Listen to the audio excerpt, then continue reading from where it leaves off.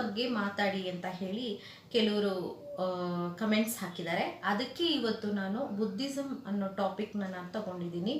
ಯಾಕೆ Buddhism follow ಮಾಡೋರು ಯಾವಾಗ್ಲೂ ಫೋಕಸ್ಡ್ ಆಗಿರ್ತಾರೆ.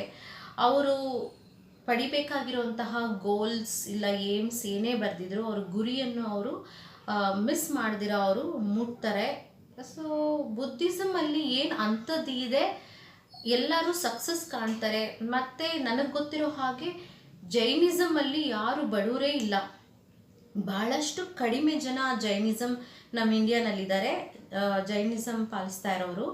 ಆದರೆ ಯಾರೂ ಬಡವರೇ ಇಲ್ಲ, ಒಬ್ರು ಜೈನಿಸಮ್ನಲ್ಲಿ ಪಾಲಿಸ್ತಾ ಇರೋರು ಬಡವರಿಲ್ಲ, ಎಲ್ಲರೂ ವಿಪರೀತ ರಿಚ್ಚು. ನಾನು ಸಾಧು ಸಂತರ ಸೇಂಟ್ರ ಬಗ್ಗೆ ಮಾತಾಡ್ತಾ ಇಲ್ಲ, ಆದರೆ ಅದನ್ನು ಫಾಲೋ ಮಾಡ್ತಾ ಇರೋ ಫ್ಯಾಮ್ಲಿಗಳ ಬಗ್ಗೆ ನಾನು ಮಾತಾಡ್ತಾ ಇದ್ದೀನಿ. ಸೊ ಬುದ್ಧಿಸಮ್ ಫಾಲೋ ಮಾಡ್ತಾ ಇರೋದು ಬರೀ ಮಾಂಕ್ಗಳು ಅಂತ ನೀವು ಅಂದ್ಕೊಂಡ್ರೆ ಅದು ತಪ್ಪು. ಬುದ್ಧಿಸಮ್ನ ಫಾಲೋ ಮಾಡ್ತಾ ಇರೋರು ಎಷ್ಟೋ ಫ್ಯಾಮ್ಲಿಗಳಿದ್ದಾವೆ. ಸೊ ನನಗೆ ಕೆಲವೊಂದು ವಿಪರೀತ ಇಂಟ್ರೆಸ್ಟಿಂಗ್ ಅನಿಸಿದ್ದು, ಯಾಕೆ ನಾನು ಬುದ್ಧಿಸಮಲ್ಲಿ ಅಟ್ರ್ಯಾಕ್ಟ್ ಆಗಿದ್ದು ಅಂದರೆ ಇದು ಎಕ್ಸ್ಪೀರಿಯನ್ಸ್ಗೆ ಬಂದಿದ್ದು. ಲಿವ್ ಇನ್ ಪ್ರೆಸೆಂಟ್ ಅನ್ನೋದು ಫಸ್ಟ್. ಯಾವಾಗ ಎನ್ಲೈಟ್ಮೆಂಟ್ ಬಂತು ಆವಾಗ ಬುದ್ಧ ಫಸ್ಟ್ ಟೀಚಿಂಗ್ ಏನಾಗಿತ್ತು ಅಂದರೆ, ನೀನು ಇವತ್ತು ಮಾಡಬೇಕಾಗಿರೋಂಥ ಕರ್ಮ ನೀನು ಫುಲ್ ಪ್ಲೆಜ್ಡಾಗಿ ಮಾಡು. ಅಂದರೆ ನೀನು ಇವಾಗ ತಿನ್ನಬೇಕಾಗಿರೋದು ತಿನ್ನೋವಾಗ ಅನುಭವಿಸ್ತಾ ತಿನ್ನು, ಅದರ ಟೇಸ್ಟು ಅದು ಏನೇನಿದೆ ಅದ್ರ ಹೇಗಿರುತ್ತೆ ಅದನ್ನು ನೀನು ಅನುಭವಿಸು. ಸೊ ಲಿವ್ ಇನ್ ಪ್ರೆಸೆಂಟ್ ಅದನ್ನು ಕಂಪ್ಲೀಟಾಗಿ ಅನುಭವಿಸ್ಬೇಕು ಅನ್ನೋದನ್ನು ಬುದ್ಧಿಸಮ್ ಹೇಳ್ಕೊಡುತ್ತೆ. ಅಂದರೆ ಇವಾಗ ನಾನು ಊಟ ತಿನ್ನಬೇಕಾದ್ರೆ ಊಟ ಮಾತ್ರನೇ ತಿನ್ನಬೇಕು, ನಾನು ಪಾಠ ಮಾಡಬೇಕಾದ್ರೆ ಪಾಠ ಮಾತ್ರನೇ ಮಾಡಬೇಕು, ಬೇರೆ ಏನೂ ಯೋಚನೆ ಮಾಡಬಾರ್ದು. ಹಾಗೆ ನಾನು ಓದಬೇಕಾದ್ರೆ ನಾನು ಬರೀ ಓದಲೇಬೇಕೇ ಹೊರತು ಬೇರೆ ಏನೋ ಯೋಚನೆ ಮಾಡ್ಲಿಕ್ಕೆ ಹೋಗಬಾರ್ದು, ಆ ಟೈಮಲ್ಲಿ ಬೇರೆ ಏನೋ ಮಾಡ್ಲಿಕ್ಕೆ ಹೋಗಬಾರ್ದು.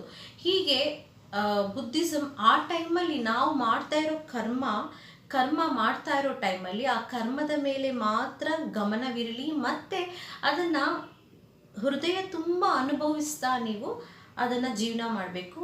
ಫುಲ್ ಪ್ಲೆಶ್ಡ್ ಲೈಫ್ನ ನಾವು ಜೀವನ ಮಾಡಬೇಕು ಅಂತ ಬುದ್ಧಿಸಮ್ ಹೇಳ್ಕೊಡುತ್ತೆ.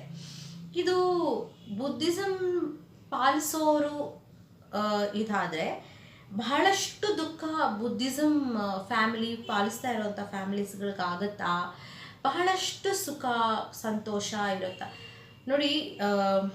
ಬುದ್ಧಿಸಮ್ನಲ್ಲಿ ತುಂಬ ಹ್ಯಾಪಿನೆಸ್ಸು ತುಂಬ ಸ್ಯಾಡ್ನೆಸ್ ಇರಲ್ಲ. ಅವ್ರು ಹೇಳ್ತಾರೆ ಹ್ಯಾಪಿನೆಸ್ ಹುಡ್ಕೊಂಡು ಹೋದರೆ ಸ್ಯಾಡ್ನೆಸ್ಸು ನಮ್ಮನ್ನು ಹುಡ್ಕೊಂಡು ಬರುತ್ತೆ. ಸೊ ನಾವು ನ್ಯೂಟ್ರಲ್ ಆಗಿರಬೇಕು ಅಂತ, ಅಂದರೆ ಹ್ಯಾಪಿನೆಸ್ ಬರಲಿ ಇಲ್ಲ ಸ್ಯಾಡ್ನೆಸ್ ಬರಲಿ ನಾವು ನ್ಯೂಟ್ರಲ್ ಆಗಿರೋಣ ಅಂತ. ತುಂಬ ಬುದ್ಧಿಸಮ್ ಫ್ಯಾಮಿಲೀಸ್ಗಳಲ್ಲಿ ಯಾರಾದರೂ ತೀರ್ಕೊಂಡ್ರೆ ನೀವು ಅವರ ಒಂದು ಆ ಕಾರ್ಯಕ್ರಮದಲ್ಲಿ ನೀವು ಭಾಗವಹಿಸಿದ್ರೆ ನಿಮಗೆ ಅರ್ಥ ಆಗುತ್ತೆ ಎಷ್ಟು ತುಂಬ ಅಂಡರ್ಸ್ಟ್ಯಾಂಡಿಂಗ್ ಆಗಿ ಅವರು ಅದನ್ನು ತಗೋತಾರೆ.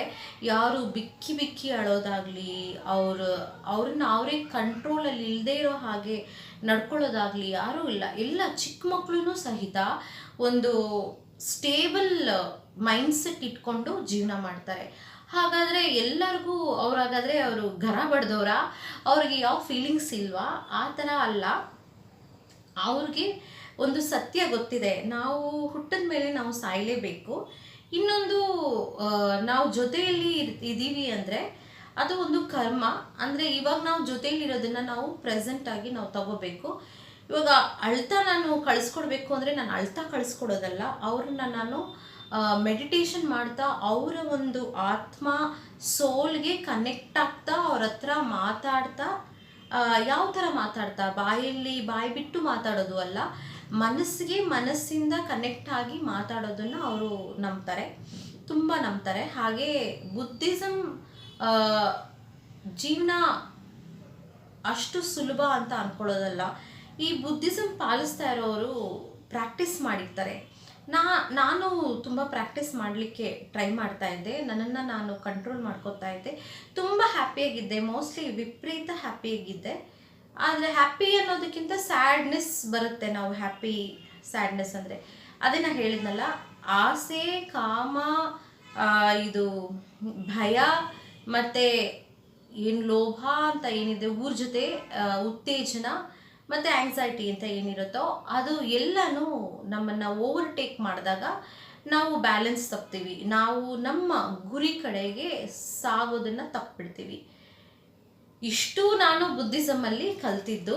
ಸೊ ನಮ್ಮನ್ನು ನಾವು ಅವಾಗವಾಗ ಕಂಟ್ರೋಲ್ ಮಾಡ್ಕೋಬೇಕು. ಹಾಗಾದರೆ ಇದೆಲ್ಲನೂ ಮನುಷ್ಯನಿಗೆ ಇರುತ್ತೆ, ಹೌದು ಇರುತ್ತೆ, ಅದನ್ನೇ ನಾವು ಕಂಟ್ರೋಲ್ ಮಾಡ್ಕೋಬೇಕು. ಅದ್ರ ಕಡೆಗೆ ನಾವು ತುಂಬ ನಮ್ಮ ಗಮನವನ್ನು ಹರಿಸ್ಬಾರ್ದು. ಹಾಗಾದರೆ ಫ್ಯಾಮ್ಲಿನಲ್ಲಿರೋರು ಕಾಮ ಇಲ್ದಿರ ಹೇಗೆ ಗಂಡ ಹೆಂಡತಿ ಇರೋಕ್ಕೆ ಸಾಧ್ಯ? ಅದೆಲ್ಲ ಏನೂ ಇಲ್ಲ. ಅದೇ ಹೇಳಿದ್ನಲ್ಲ ನಾನು, ಗಂಡ ಹೆಂಡತಿಯಾಗಿ ಬದುಕಬೇಕಾದ್ರೆ ಅವರು ಕಮಿಟ್ ಆಗಿರ್ತಾರೆ, ಇವರು ಗಂಡ ನನಗೆ ಹೆಂಡತಿ ಅಂತ ಹೇಳಿ. ಆ ಟೈಮಲ್ಲಿ ಏನು ಮಾಡಬೇಕು ಅದನ್ನು ಅವ್ರು ಮಾಡ್ತಾರೆ ಅಂತ ನಾನು ಹೇಳಿದ್ದು. ಬೇರೆ ಏನು ಅವರು ಯೋಚನೆ ಮಾಡೋದಿಲ್ಲ. ಅಡುಗೆ ಮಾಡುವಾಗ ಅಡುಗೆನೇ ಮಾಡ್ತಾರೆ ಬಿಟ್ಟರೆ ಬೇರೆ ಏನೂ ಮಾಡೋದಿಲ್ಲ. ಹಾಗೆ ಮಾತಾಡೋವಾಗ ಡಿಸ್ಕಸ್ ಮಾಡೋವಾಗ ಬರೀ ಮಾತಾಡ್ತಾರೆ, ಡಿಸ್ಕಸ್ ಮಾಡ್ತಾರೆ. ತುಂಬ ಬುದ್ಧಿಸಮಲ್ಲಿ ಜಗಳಗಳು ಕಮ್ಮಿ, ಅಂದರೆ ಜಗಳ ಇರೋದಿಲ್ಲ, ಫೈಟ್ಸ್ ಬಹಳಷ್ಟು ಕಡಿಮೆ ಇರುತ್ತೆ. ಅಂಡರ್ಸ್ಟ್ಯಾಂಡಿಂಗ್ ಅನ್ನೋದು ಅಂದರೆ ಮಾತಾಡಿಬಿಟ್ಟು ಪರಿಹಾರ ಮಾಡ್ಕೊಂಬಿಡೋದು ಅವರು ಕಲ್ತ್ಕೊಂಡ್ಬಿಟ್ಟಿರ್ತಾರೆ. ಯಾಕಂದರೆ ನೀವು ಹಿಂದೂಗಳಾದ್ರೂ ನೀವು ಭಗವದ್ಗೀತಾನ ಕೆಲವೊಂದೇ ಶ್ಲೋಕಗಳನ್ನ ತಿಳ್ಕೊಂಡಿದ್ದೀರಾ. ಆದರೆ ಬುದ್ಧಿಸಮಲ್ಲಿ ಧಮ್ಮಪಾದ ಅಂತ ಏನೋ ಒಂದು ಬುಕ್ ಇರುತ್ತೆ, ಅದು ಓದ್ತಾ ಓದ್ತಾ ಓದ್ತಾ ನಮ್ಮನ್ನು ನಾವೇ ಚೇಂಜ್ ಮಾಡ್ಕೋತೀವಿ. ಆದ್ರೂ ಮನುಷ್ಯನ ಈ ಒಂದು ಇಂದ್ರಿಯಗಳು ವಿಪರೀತ ಟಫ್ ಆಗಿ ಬಂದು ನಮ್ಮನ್ನು ಕಾಡ್ತವೆ. ಯಾವಾಗ ನಿಮಗೆ ಕಷ್ಟ ಬಂದಿದೆ ನಿಮ್ಮ ಲೈಫಲ್ಲಿ ಅಂತ ಅಂದ್ಕೊಂಡ್ರೆ ಸತ್ಯವಾಗ್ಲೂ ಹೇಳ್ತೀನಿ, ನೀವು ಕರೆಕ್ಟ್ ದಾರಿನಲ್ಲಿ ನಡೀತಾ ಇದ್ದೀರಾ. ನಿಮಗೆ ಕಷ್ಟ ಬರ್ತಾ ಇದೆ, ನಿಮಗೆ ಸಹಿಸ್ಕೊಳಕ್ಕಾಗ್ತಾ ಇಲ್ಲ, ನಾನು ಇನ್ನಷ್ಟು ಇನ್ಕ್ರೀಸ್ ಮಾಡಬೇಕು ನನ್ನ ಎಫರ್ಟ್ಸ್ನ, ನನ್ನ ಹಾರ್ಡ್ ವರ್ಕ್ನ, ನನ್ನ ಗಮನವನ್ನು. ಹಾಗಾದರೆ ಯಾವುದು ನನಗೆ ಪ್ರಯಾರಿಟಿ, ಯಾವುದು ನನಗೆ ಪ್ರಯಾರಿಟಿ ಅಲ್ಲ ಅಂತ ಚೂಸ್ ಮಾಡಿ ನೀವು ಮುಂದಕ್ಕೆ ಹೋಗ್ತಿರಲ್ಲ, ಅದು ತುಂಬ ತುಂಬ ಮುಖ್ಯ ಆಗುತ್ತೆ. ಸೊ ನಾನು ಹೇಳೋದು ಇಷ್ಟೇ, ಬುದ್ಧಿಸಮ್ ಯಾರ್ಯಾರು ಫಾಲೋ ಮಾಡಬೇಕು ಅಂತ ಅಂದ್ಕೊಂಡಿದ್ದೀರೋ ಫಸ್ಟ್ ಬುದ್ಧನ ಟೀಚಿಂಗ್ಗಳನ್ನು ನೀವು ಪಾಲಿಸಿ. ಅದು ನಿಮಗೆ ಕಷ್ಟ ಅನಿಸಿದ್ರೆ ನಿಮ್ಮನ್ನು ನೀವೇ ಗೆಲ್ಲಬೇಕು. ಕೂತ್ಕೊಂಡು ಮನಸ್ಥಿತಿನಲ್ಲಿ ಕೂತ್ಕೊಂಡು ಒಂದು ಮೆಡಿಟೇಷನ್ ಮಾಡಿ ನೀವು ನಿಮ್ಮನ್ನೇ ಗೆಲ್ಲಬೇಕು. ನಿಮ್ಮನ್ನು ನೀವು ನಿಮ್ಮ ಆಸೆನ, ನಿಮ್ಮ ಕಾಮನ, ನಿಮ್ಮ ಭಯನ, ನಿಮ್ಮ ಕೋಪನ ಮತ್ತು ನಿಮ್ಮ ಊರ್ಜತೆನ, ಅಂದರೆ ನಿಮ್ಮ ಎಕ್ಸೈಟ್ಮೆಂಟ್ ಏನಿದೆ ಅದನ್ನೆಲ್ಲನೂ ನೀವು ಗೆದ್ದರೆ ಮಾತ್ರನೇ ದುಃಖ ಬರೋದಿಲ್ಲ. ಅಂದರೆ ದುಃಖಕ್ಕೆ ನೀವು ಈಡಾಗಬಾರ್ದು. ನಾನು ದುಃಖದಲ್ಲಿದ್ದೀನಿ ಅಂದರೆ ಅದಕ್ಕೆ ದಾರಿ ಮಾಡಿ ಕೊಟ್ಟಿದ್ದೀರಾ ಅಂತ ಅರ್ಥ. ವಿಡಿಯೋನ ನೀವು ಲೈಕ್ ಮಾಡಿ, ಶೇರ್ ಮಾಡಿ, ಹಾಗೆ ಸಬ್ಸ್ಕ್ರೈಬ್ ಮಾಡಿ. ಇಷ್ಟೊತ್ತು ವಾಚ್ ಮಾಡಿದ್ದಕ್ಕೆ ತುಂಬ ಥ್ಯಾಂಕ್ಸ್, ಧನ್ಯವಾದಗಳು.